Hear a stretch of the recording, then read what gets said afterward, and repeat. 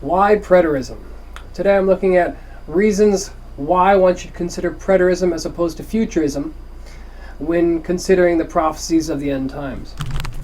Now, preterism is the belief that many or all of the end times prophecies are already fulfilled. And again, there's three different types. The first one being full preterism, which says that all prophecies are fulfilled in the Bible, including the second coming, which is considered heresy by most Bible teachers. The other two are considered orthodox preterism, or within the orthodox views or the standard views of Christianity. Moderate preterism saying that 70 AD was the fulfillment of most end times prophecies, and mild preterism saying that the first couple of centuries were the fulfillment. Now, why do we look at preterism? First, because of Scripture itself. We believe that Scripture presents the case that these things happened a long time ago. We look at historical fulfillment. Well, did they actually happen? Well, of course they did. That's what we believe. And thirdly, we look at theological accuracy, looking at the overall themes. And we believe that preterism is the best fit for all of these. Now, considering why we look at preterism, let's look for a moment over at Matthew 24, which is considered the Olivet Discourse, because it's the discourse or the talk that Jesus was giving on the Mount of Olives, and so it's called the Olivet Discourse. Now, in verse 34, in the middle of his talk, Jesus says, "Truly I say to you, this generation shall by no means, this generation will not pass until all these things take place," depending on your version. For what he's talking about, you have to look at the chapter that came before that. If we scroll up in the chapter, we can see what they were talking about. Now mark what the disciples are asking and what Jesus says. And Jesus says that they've just left the temple and they were going away. And the disciples point out the buildings of the temple, it says. It says specifically the buildings of the temple. Now, when we consider the buildings of the temple, he says, "You see all these, do you not?" Or in some versions it says, "You see all these things." Jesus is clearly talking about what they've just pointed out, which are the buildings of the temple. And he says, "As for what you see here, truly, I say to you, there will not be left here one stone upon another that will not be thrown down." So Jesus is specifically talking about the buildings that are visible then. He's talking about the second temple, the Herod's temple, and he says not one stone will be left on another. And this was fulfilled literally when the Romans conquered Jerusalem. When they conquered Jerusalem, someone disobeyed orders and they burned down the temple. Someone threw a torch into the temple and it burned down.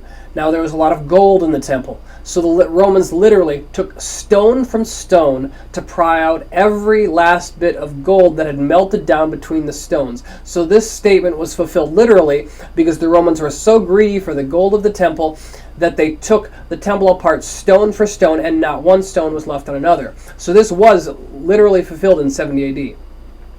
Verse 3, "As he sat on the Mount of Olives," this is Jesus, "the disciples came to him privately, said, 'Tell us, when will these things be, and what will be the sign of your coming and of the close of the age?'" Now there's two questions here. One is, what is the sign of your coming and the close of the age? That's talking about the second coming. But the first part is, when will these things be?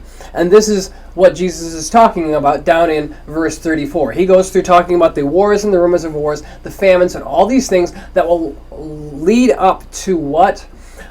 He's talking about what will lead up to not be left here one stone upon another. That's what the disciples were talking about. When will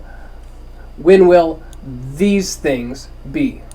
And so when we come down then to verse 34, Jesus is talking about two things here. He's talking first about the destruction of the temple, but he's also talking about the second coming, and they are two separate things.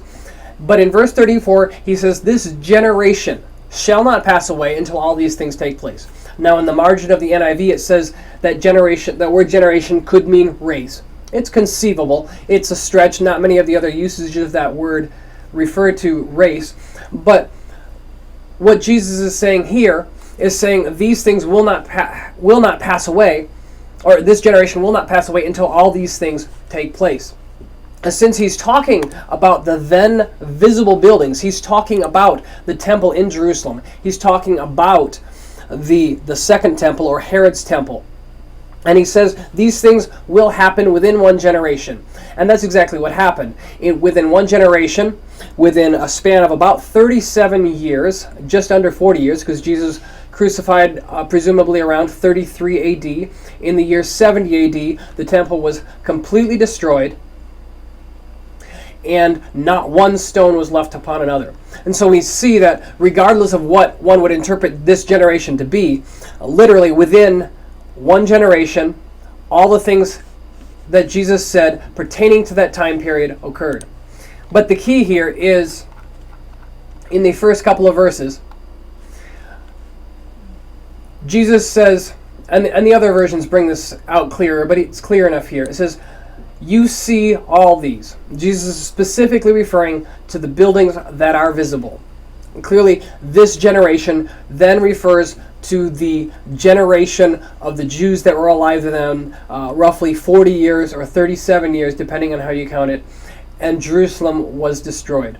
So how do we know that preterism is the better fit? Because Jesus said so when he said in verse 34, this generation shall not pass until all these things be accomplished. Thank you.